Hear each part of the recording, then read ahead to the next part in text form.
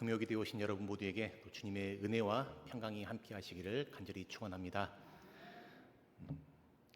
예전에 거리를 다니다 보면 이 도를 아십니까? 이렇게 질문하면서 이렇게 접근하는 사람들이 있었습니다. 저도 실제로 직접 만난 적이 있었는데요. 근데 이들이 말하는 그 도가 무엇인가 하니 우리 삶에 발생하는 어떤 문제들, 또 어떤 일들이 잘 풀리지 않는 그러한 상황 가운데 그 원인이 무엇이냐면 바로 이 조상을 잘 모시지 못해서 그렇다라고 이렇게 이야기합니다. 그래서 이 하늘이 열리는 그러한 시간이 있는데 그때 제사를 잘 지내면 그러면 이 문제들이 삶의 어떤 막힌 것들이 해결된다는 것이죠. 그래서 제사들은 자기들이 잘 이렇게 드려줄 테니까 이 돈만 내라라고 그렇게 말합니다. 이런 말에 누가 넘어갈까 싶지만 사실 많은 사람들이 여기에 미혹되었습니다. 의외로 많은 사람들이 이 조상이 지은 죄, 내가 아닌 내 윗세대들, 어떤 조상들이 지은 그 죄가 또 그 영향들이 나에게 물려지고 또 계속 대물림된다고 그렇게 생각합니다. 이것은 일반 사람들만 아니라 이 기독교인들 안에서도 그런 생각을 가진 사람들이 있습니다. 그래서 한때 이 기독교 안에서도 이 가계에 흐르는 이 저주론, 이것이 유행한 적이 있었습니다. 예를 들어서 이 알코올 중독의 어떤 가계에 흐르는 저주가 있다면 내 부모가 알코올 중독에 걸렸으면 또 그 자녀도 그렇게 되고 또 그 자녀도 그렇게 되고 또 어떤 도박으로 또 바람 피우는 어떤 일들로 이렇게 가계에 흐르는 저주가 있다는 것이에요. 하는 일마다 하는 사업마다 안 된다든지 이 단명한다든지 이런 어떤 집집마다 그 집집마다 대대로 내려온 어떤 가계에 흐르는 저주가 있는데 그 저주를 끊어야 산다라고 하는 그러한 주장들, 가르침들 또 그와 관련된 이런 책들이 이 교회 안에 또 퍼졌던 적들이 있습니다. 사람은 본능적으로 어떤 나에게 위기가 닥치거나 어려움이 닥치게 되면 그 책임을 외부로 돌리려 하는 그런 경향들이 있습니다. 책임을 회피해서 자기를 정당화하고 또 방어하려는 그런 심리가 있는 것이죠. 그래서 아담은 창세기에 보면 그 선악과를 따먹고는 이 하와를 탓하는 것이에요. 하나님이 주셔서 나와 함께하게 하신 그 여자, 그가 나에게 선악과를 주므로 내가 먹었습니다라고 이 책임을 전가합니다. 그리고 하와는 이 뱀을 탓하죠. 뱀이 나를 꿰므로 내가 먹었습니다. 자기는 책임이 없다는 것이에요. 책임을 다 이렇게 회피하는 것입니다.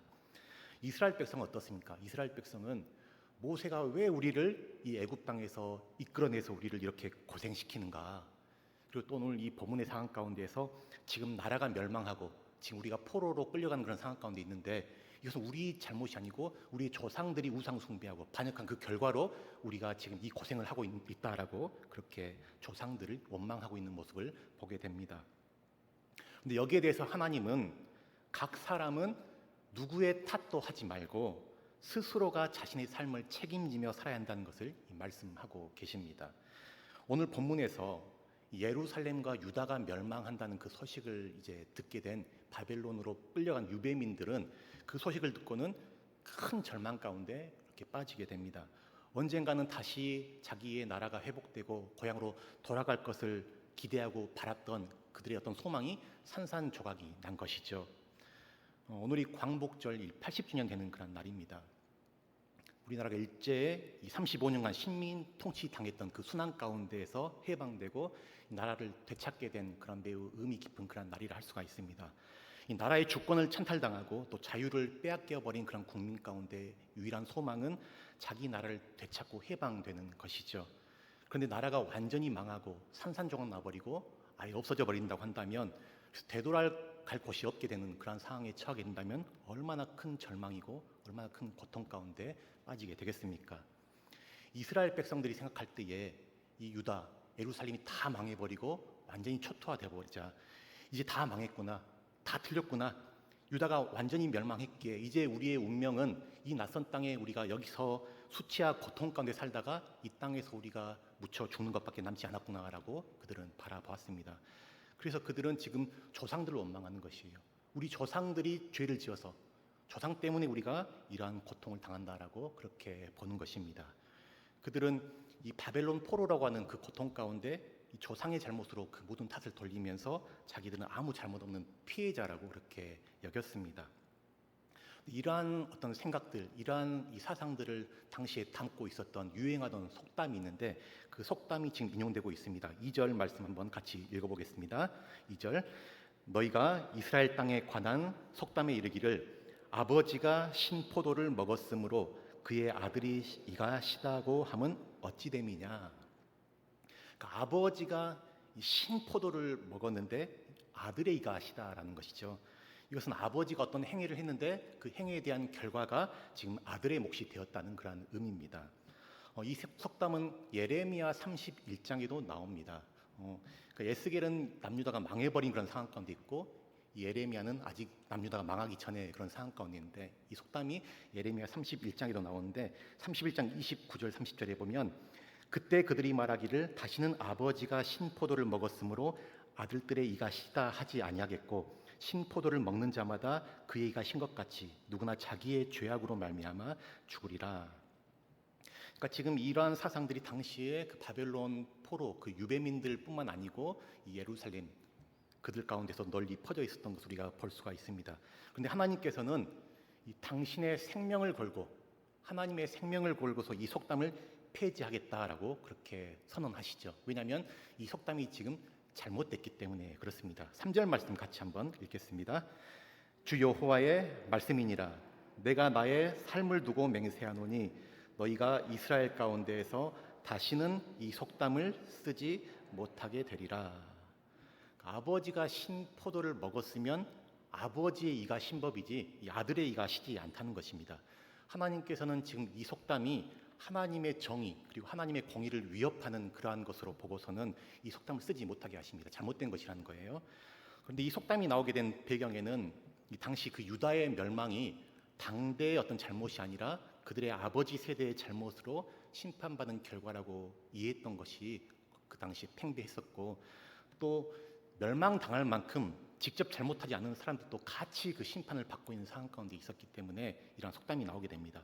그러니까 지금 이스라엘 가운데에서는 여전히 의인들이 있었는데 그들조차도 유다가 멸망하면서 같이 나라가 멸망하는 그 상황 가운데 처하게 되고 죽임당하고 또 유배당하고 있는 그런 상황 가운데 있었던 것이죠. 그래서 유배민들은 이 하나님의 심판이 이 죄 지은 당사자가 아니라 이 책임 없는 후대에 임한 것으로 보고서는 그 아버지의 죄값을 아들이 짊어진 것으로 그렇게 이해했던 것입니다. 그런데 하나님은 그렇지 않다라는 것이죠. 그래서 다시는 이 속담을 쓰지 못하게 될 것이라고 선언하고 계십니다. 만일에 그 아버지, 이 아들이 아버지의 죄에 대해서 책임을 져야 되는 그런 이 상황이라고 한다면 아들에게는 그 책임에서 벗어날 길이 전혀 없게 됩니다. 그저 아버지가 물려준 그 짐을 그대로 자신의 것으로 받아들여야 될 그 운명 가운데 있게 되는 것이죠. 그냥 그 운명으로 받아들이고 살 수밖에 없는 것입니다. 여기에 대해서 하나님께서 4절에 말씀하시는데요. 모든 영혼이 다 내게 속한지라 아버지의 영혼이 내게 속한 같이 그의 아들의 영혼도 내게 속하였나니 범죄하는 그 영혼은 죽으리라. 그러니까 하나님은 모든 영혼이 하나님께 속했는데 아버지의 영혼, 아들의 영혼 다 각각 그 영혼들이 각자 독립적으로 하나님께 속해 있다라고 말씀하는 것이죠. 그래서 범죄하는 그 영혼이 죽게 된다라고 이야기하고 계십니다. 그래서 하나님은 죄값이 이 다음 세대가 아니고 잘못을 범한 그 세대에게 한정된다라고 말씀하고 계시죠. 이 다음 세대에게 부과되지 않는다는 것이죠. 죄값이 남에게 전가될 수도 없고 또 남에 의해서 그 죄가 대속될 수도 없다는 것입니다. 사람은 각자 자기의 죄에 대해서만 책임지면 되는 것입니다.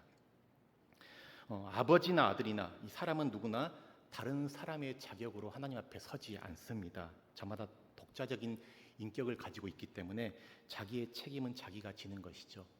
우리 모두는 장차 이 하나님의 심판대 앞에 다 서게 될 것인데 우리 한 사람 한 사람은 다 독립적으로 각자가 자신의 행위에 대해서 하나님 앞에 서게 되고 또 하나님 앞에 우리가 다 이렇게 책임을 묻게 되는 것이죠. 물론 성경에 보면 이 하나님을 미워하는 사람들의 죄값을 이 3, 4대까지 물게 하겠다는 그런 말씀이 있는데 이 출애굽기 20장 5절 우리 한번 같이 보겠습니다. 나를 미워하는 자의 죄를 갚되 아버지로부터 아들에게로 3, 4대까지 이르게 하거니와. 그러니까 이 말씀을 보면 지금 하나님을 미워하는 자들 그들의 죄를 하나님이 갚는데 이 아버지로부터 아들에게로, 그러니까 자녀에게로 3, 4대까지 이르게 하겠다라고 그 자녀들에게로 이어지는 것으로 그렇게 보여집니다.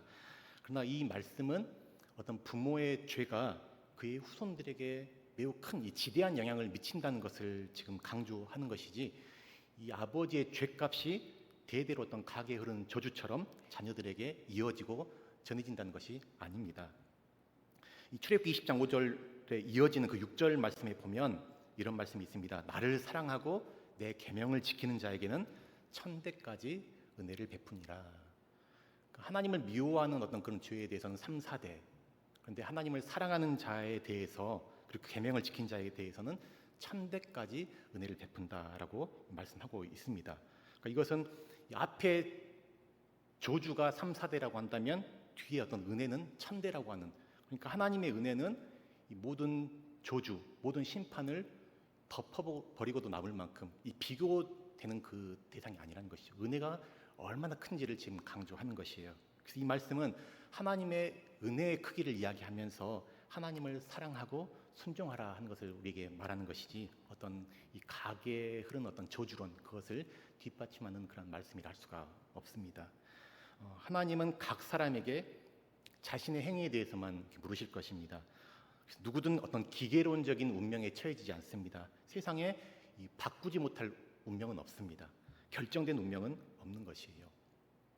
어떤 세상에서 어떤 무속을 하거나 점쟁이들은 마치 우리의 인생이 결정론처럼 정해진 것처럼 바꿀 수 없는 것처럼 그렇게 이야기하지만, 하나님은 그렇게 말씀하지 않으세요. 바꿀 수 없는 운명은 없는 것이에요. 모든 영혼은 하나님께 속해 있고, 각 사람은 스스로가 각자가 자신의 어떤 자유 의지를 가지고 자유롭게 결정할 수가 있는 것이고, 그 결정에 대해서 스스로 책임질 수 있도록 하나님께서 그렇게 허락하셨습니다. 하나님은 심지어 이 아담이 하나님의 명령을 어기고 그 선악과를 따먹는 것조차도 그 허용하실 만큼, 그만큼 이 사람의 자유 의지, 자유 의사를 존중하시고 그들의 인격을 존중하시는 모습을 보여줍니다. 그러나 그러한 선택에 대한 책임은 이 본인이 지게 되는 것입니다. 그러므로 어떤 내 출신이 어떻느냐, 내 가문이 어떻느냐, 내 환경이 어떻느냐 하는 것보다도 이 지금 내가 어떤 선택을 하느냐 하는 것이 정말 중요한 것이죠. 어떤 점점 이 범죄의 책임을 어떤 죄를 범한 그 사람이 아니라 그가 처한 환경이나 어떤 사회적인 어떤 분위기에 있는 것으로 생각하는 그런 사람들이 늘어가고 있는데, 그러나 이 죄에 따른 결과는 개인의 선택과 행동에 의해서 나타나고 결정되는 것이라 우리가 할 수 있는 것이죠. 우리는 때때로 이 환경이나 부모, 어떤 사회 제도, 과거의 상처 등을 핑계 삼아서 어떤 도덕적 타락이나 잘못에 대해서 이것을 정당화하기도 합니다. 그러나 하나님은 각자에게 어떤 믿음의 결단 그리고 회개의 이 책임을 맡기셨죠. 그래서 나는 어쩔 수 없었어, 나는 어쩔 수 없는 상황 가운데 있었어라고 하는 그런 말은 하나님 앞에 이것이 통하는 것이 아닙니다. 하나님은 우리에게 분명한 이 자유의 의지를 주셨습니다. 그리고 선택할 수 있는 권한을 주셨습니다. 하나님께 도움을 구하고 또 성령님의 인도와 지혜를 구하여서 바른 판단과 바른 선택, 바른 결정을 할 수 있는 은혜를 우리에게 자유롭게 그렇게 허락해 주셨습니다. 그렇기 때문에 수동적인 어떤 자세를 가지고 사람을 탓하고 이 환경을 탓하는 것이 아니라, 내가 하나님 앞에 잘못된 것이 있으면 즉시 그것을 돌이키고 또 회개하고 지금 그것을 바로잡고 고쳐나가는 것이 중요한 것입니다. 우리는 뭐 정해진 결정된 운명 가운데 사는 사람들이 아니고 자유의 의지를 가지고 자유로운 선택을 가지고 우리가 살아가는 존재라는 것입니다. 에스겔은 5절 말씀 그 이하에서 이 아버지와 아들과 이 손자 세 세대의 이 운명을 예로 들어서 지금 설명하고 있는데요. 아버지를 보면 아버지는 의로워서 이 정의와 공의를 따라서 행하게 됩니다. 그런데 그 아버지 밑에 그 아들은 강포를 행하고 피를 흘리는 자로 살았다라고 그렇게 말하고 있습니다. 반면에 그 손자는 아버지가 행한 그 죄를 보고서는 두려워한 것이에요. 그래서 아버지의 삶을 그대로 답습하지 않습니다. 악을 행하지 않고 이 아들 또한 이 선을 행하는 그러한 모습을 보게 됩니다. 이 세 세대는 서로 달라도 너무 다른 것이죠. 좋은 방향이든 나쁜 방향이든 이들은 바로 윗세대의 영향을 직접 그렇게 그대로 받아들이지 않습니다. 실제로 다윗 왕조를 보게 되면 아버지가 엉터리 왕인데도 그 아들은 선한 왕이 나오기도 하고, 또 아버지가 선한 왕이었는데도 그 밑에 아들은 또 악한 왕이 될 때도 있습니다. 그래서 각각 자신이 그 삶의 결과를 만들어내는 것이죠. 여호와의 율례를 따르고 또 그분의 규례를 지켜서 진실하게 행한 아버지는 의인이기에 살게 되고, 또 모든 가증한 일을 행한 아들은 그 죄 때문에 죽습니다. 아버지의 의로움이 불의한 아들의 죄를 탕감해주지 못하고, 또 아버지의 신앙으로 이 자식이 하나님의 백성이 저절로 되는 것이 아니라는 것이에요. 물론 하나님께서는 이 부모의 믿음의 기도, 그걸 가볍게 여기지 않습니다. 부모가 진실로 또 간절히 기도하는 그 기도를 하나님은 들어주시죠.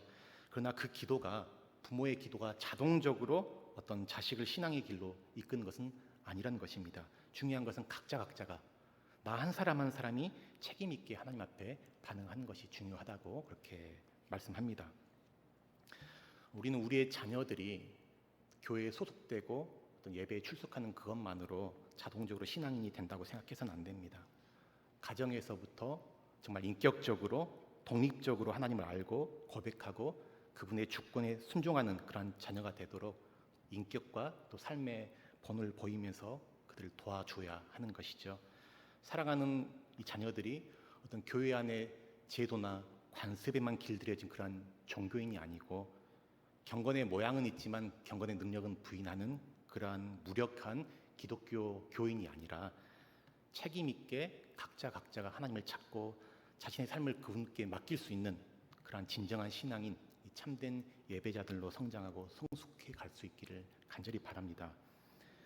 우리는 과거의 상처라든지 어떤 불리한 환경 때문에 낙심하고 위축되기가 참 쉽지만, 하나님은 우리의 과거가 아니고 지금 이 현재의 선택과 결정에 주목하십니다. 고린도후서 5장 17절에서 아주 중요한 말씀이 이렇게 선언되는데요. 같이 한번 읽겠습니다. 그런즉 누구든지 그리스도 안에 있으면 새로운 피조물이라, 이전 것은 지나갔으니 보라 새 것이 되었도다. 아멘. 그런즉 누구든지라는 이 말씀에는 예외가 없는 것이에요. 누구든지 그리스도 안에 있으면 새로운 피조물이라, 이전 것은 다 지나갔으니 보라 새 것이 되었도다. 우리는 그리스도 예수 안에서 새로운 피조물, 예수님은 우리를 창조하실 뿐만 아니라 날마다 새롭게 빚어가시고, 옛 과거, 옛 삶에 매여서 현재를 살지 못하고 미래를 살지 못하는 그런 존재가 아니고, 그리스도 안에서 새로운 피조물로 우리를 날마다 새롭게 창조해 가십니다. 그러니 더 이상 이 과거에 매이지 말고, 이 과거에 발목 잡히지 말고, 더 이상 환경 탓하고 사람 탓하고 누구의 탓도 하지 말고, 우리의 주어진 이 현실 가운데서 우리가 회개할 것은 회개하고 책임 있게 내 삶에 있어서 옳은 길, 또 생명의 길을 선택하며 살아가는 그런 우리가 되기를 간절히 바랍니다.